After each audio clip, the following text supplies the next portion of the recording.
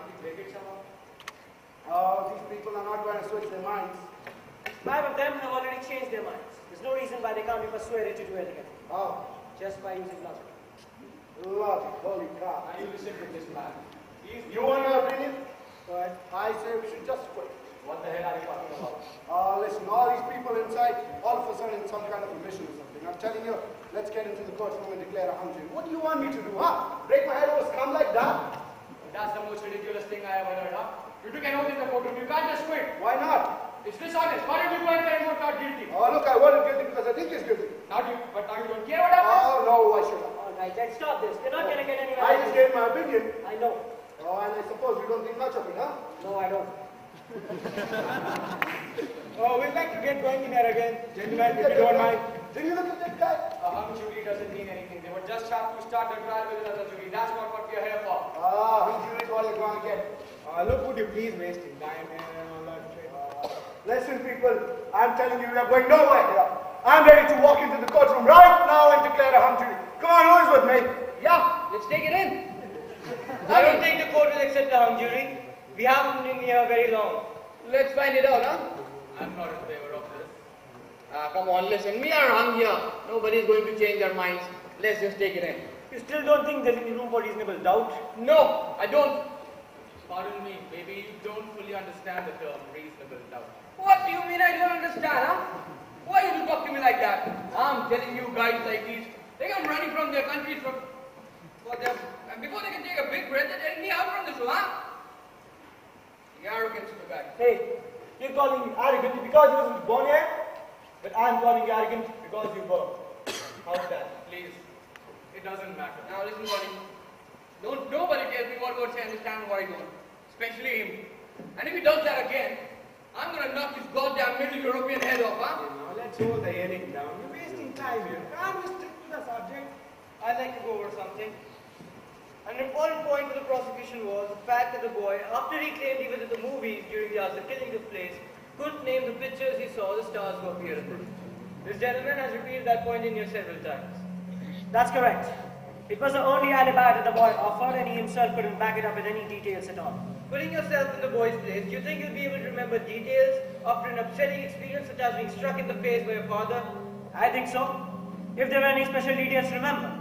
He couldn't remember the name of the movies the theater he named because he wasn't there that night. According to the police testimony in court, the police questioned him in the kitchen of his apartment while the body of his father was lying in the bedroom. Do you think you'll be able to remember details under such circumstances? I do. Under great emotional stress? Under great emotional stress. He remembered the movies in court, he named them correctly, and the stars who played in them. Yes. His lawyer took great pains to bring that up. He had 3 months from the night of the murder to the day of the trial in which to memorize them. I'll take the testimony of the policeman who interrogated him right after murder, when he couldn't remember a thing about the movies, great emotional stress or not. I'd like to ask you a personal question. Go ahead. Where were you last night? I was home. What about the night before last? Come on, now what's this for? That's perfectly alright. I went from court to my office where I stayed till about 8:30, then I went straight home to bed. What about the night before that? That was Tuesday. Tuesday night was the night of the bridge tournament. I played bridge. What about Monday night? Yeah, when you get him down to New Year's Eve 1950, let me know, huh?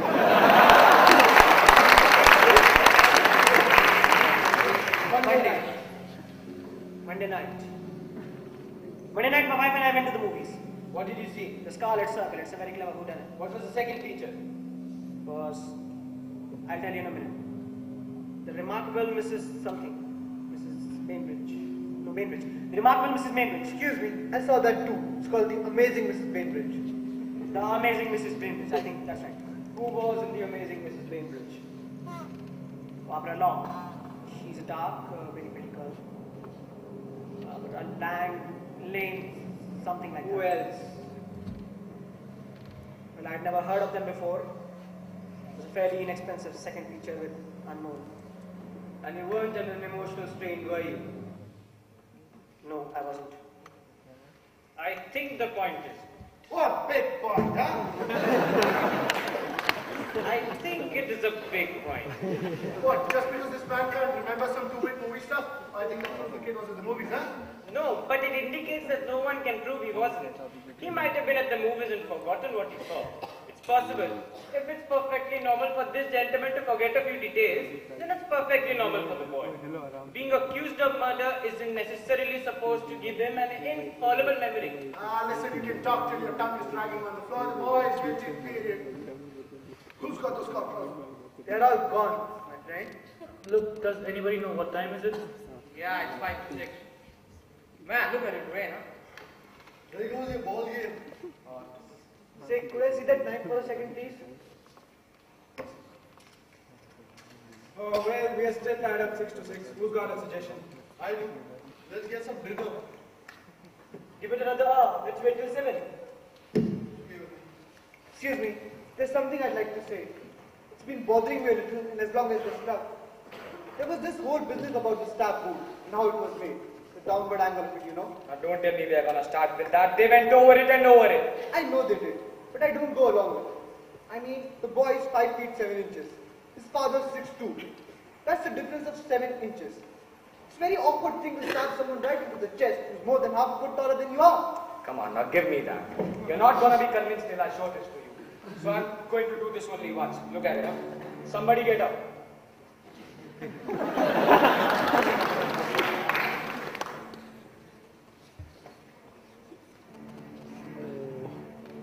I'm 6 or 7 inches shorter than him, right?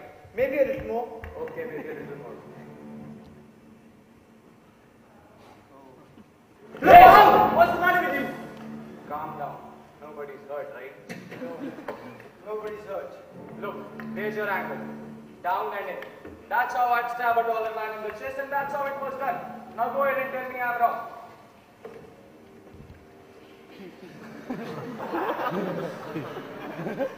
Down and in. I guess there's no argument. See that? I hate those things. I grew up with them. Have you seen them used in fights? Too many of them. On my stoop, in my backyard, in the lot across the street. Switch knives came with the neighborhood where I lived. Funny, I wasn't even thinking of it. I guess you try to forget those things. You don't use this kind of knife that way. You have to hold it like this to release the blade. And in order to stab somebody downward, you have to change your grip. How do you use it? Like that. Anyone who's ever used a switch knife would never handle it in any other way. Are you sure? Yes, I'm sure. Everyone agreed that the boy is pretty handy with the knife, right? Right. Do you think that the boy would have made the kind of wound that killed his father? No. Not with the experience he had with these things. I think he'd go for him under. What, were you in the room when the father was killed? No, and neither was anyone else. Are you giving us a lot of mumbo jumbo, I don't believe it. I don't think you can determine what type of wound this boy might or might not have made simply because he knew how to handle a knife. Yeah, that's right. That's absolutely right. What do you think? I don't know. What do you mean you don't know? I don't know. Just a minute. According to the woman across the Now street, listen, I'll tell you something. I'm growing sick of all this yakking. It's not getting us anywhere. I'll break it up. I change my vote to not guilty. You're what? You heard me. I've had enough. That's not an answer. Nah, come on, just mind your own business. He's right. That is not an answer. What kind of a man are you?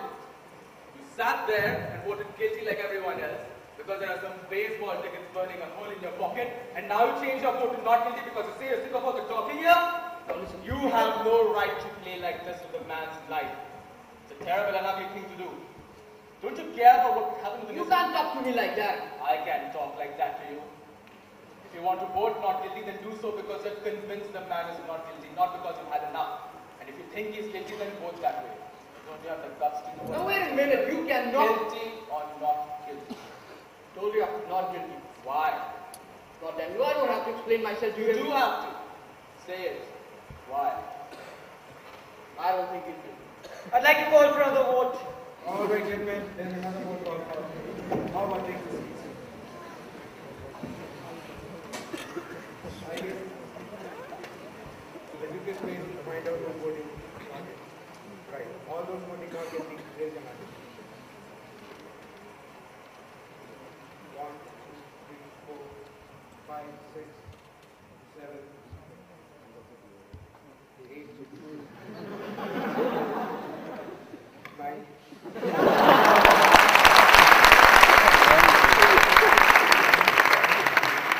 Nine for not guilty. Guilty. 3. 9 to 3 in favor of not guilty.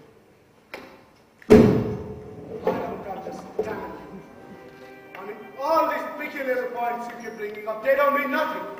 Oh, how can you believe a story, huh? You're an intelligent man, you're not going to tell me otherwise. Oh, you know what the facts of life are. Oh, for Christ's sake, look at what we're dealing with here. Come on, let's talk facts. Look at these people. They act different. They think different. For instance, they don't need any big reason to kill somebody. Oh, they get drunk on something cheap like wine or something like that. And oh, they're very big drinkers. They're very... Look at that smart bastard slam the door. What does he think of himself? Look, these people get drunk and all of a sudden, bang, someone is like dead in the gutter. Oh, they're like that. I'm not blaming them for it. That's how they are by nature. Violent. Oh, look, human life don't mean anything to them as much as it does to us. Oh, listen, where are you going now, huh? Oh, while you're in that clean ears, maybe you'll hear something. Oh, listen to me now, come on. These people are firing up all the time, boasting it up all the time. Human life means nothing to them. They don't care. Oh, if someone is dead, someone is dead. They don't give a damn, I'm telling you. Family means nothing. They breathe like animals. Fathers, mothers, they don't mean nothing but come on. Look, there are some people about them. I'm the first one to say that. But these are the exceptions. Do you know you are a sick man? Sick?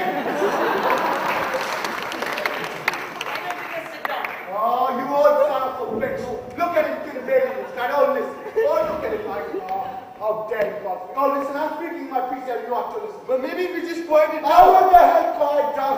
There is not one who is any good.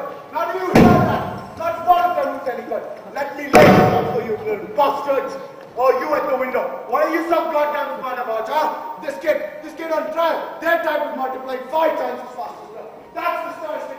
5 bloody times.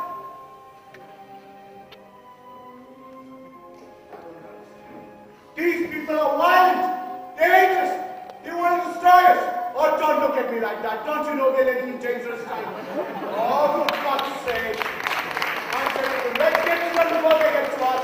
Or else they bring us out of existence. Oh, shut up! Oh, you goddamn geniuses. You keep saying that. Now listen to me. These people are violent. They're vicious. They want to bloody cut us up. Now do you hear that? Cut us up. That's their intent. Oh, I'm telling you, this kid on trial, you know, this got one of his time.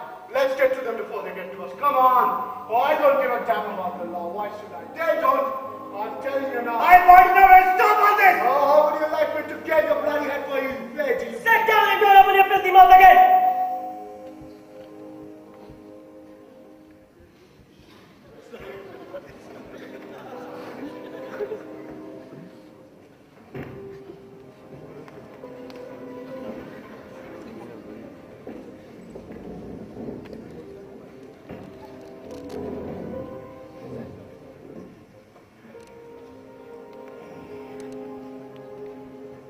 But it's hard to keep prejudice out of a thing like this. And no matter where you run into it, prejudice obscures the truth. I don't think any real damage has been done here. Because I really don't know what the truth is. No one ever will, I suppose. 9 of us now seem to feel that the defendant is innocent. But we are just gambling on probabilities. We may be wrong. We may be returning a guilty man to the community. But we have a reasonable doubt. And this is a safeguard that has enormous value in our system. No jury can declare a man guilty unless it's sure. We 9 can't seem to understand how you 3 are still so sure. Maybe you can tell us. I'll try. You made some excellent points. The last one in which you argued that the boy would not have made the kind of overhand stab wound that killed his father was quite persuasive. But I still believe that the boy is guilty. I have 2 reasons. 1, the evidence given by the woman across the street who actually saw the murder being committed. As far as I'm concerned, that's the most important testimony in the whole case. And 2, the fact that the woman described the killing by saying that she saw the boy raise his hand over his head and plunge the knife down into the father's chest. She saw him do it the wrong way. That's right. That's absolutely right. Now let's talk about this woman for a minute. She said that she went to bed at 11 o'clock. Her bed was right next to the window and she could look out while lying down and see directly into the boy's window across the cracks. She tossed and turned for about an hour, unable to fall asleep. Finally, at 10 minutes after 12, as she looked up, she saw the killing through the windows of a moving elevated train. She said that the light went out immediately after that, but that she got a good look at the boy in the act of stabbing his father.